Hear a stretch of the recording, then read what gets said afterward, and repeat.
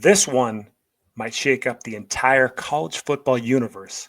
North Carolina, yes, the Tar Heels are reportedly leading a group of ACC schools planning to jump ship. And the destination? The Southeastern Conference. According to a July 23rd, 2025 report from the Sports Business Journal, UNC is at the front of the pack, exploring an exit from the ACC. But why now? Answer: the ACC exit fees are known and manageable.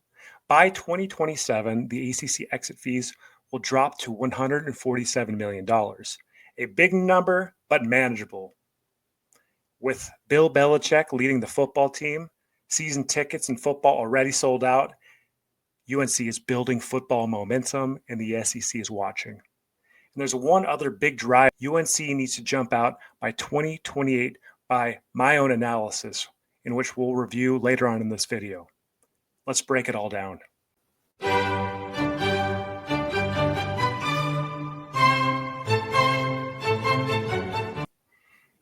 Huge developing story here. I'm your professor, the WildUte, and per Sports Business Journal. The University of North Carolina is among a group of schools interested in seeking a potential departure from the ACC when the next round of realignment takes place. And it even could be considered at the front of that pack alongside Clemson. Clemson. Remember that one. According to sources cited by Adam Smith of Inside Carolina, sources said that SEC is where the Tar Heels are aiming under the leadership of Chancellor Lee Roberts and incoming AD Steve Newmark should a move occur. The ACC's decreasing exit fees dipped from $93 million to a flat $75 million threshold with the 2030 to 2031 school year, and sources indicated that would be an important line of demarcation if the Tar Heels hadn't made their departure sooner.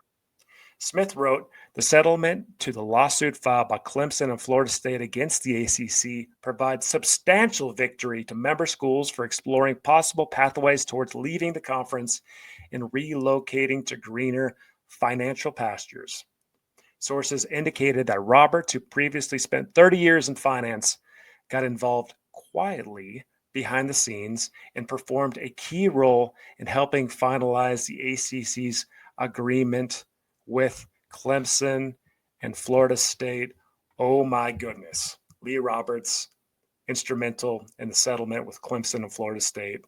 And now about to pull this stunt. This is massive news. What does it mean? It means everything for the ACC and the future of the ACC. North Carolina is the heartbeat of that conference. And if they indeed leave, and even the mention of them leaving in an article like this causes massive instability in the conference. We all know that the ACC has been on unstable footing for years. With Florida State and Clemson's lawsuit, now with North Carolina rattling the cage. Hey, you. Yeah, you. Subscribe now so you don't flunk your next in-depth stats analysis and realignment course. Ace your college football game with me as your professor. Considering jumping to the SEC, if UNC makes this move, then the ACC quickly crumbles. What's Florida State going to do if UNC jumps over to the SEC? How about Clemson? What does Notre Dame do? And we will evaluate what's going to happen to each one of these ACC schools on this channel. But let's talk right now on when North Carolina is going to get out of the ACC. This is based on my own analysis of a background in finance. That's where my professional expertise is. And months ago on this channel, I conducted some financial analysis on the payouts of the ACC versus the SEC with North Carolina in mind. This has been brewing for a long time, folks. And check this out. I want to share something with you in which you won't see anywhere else.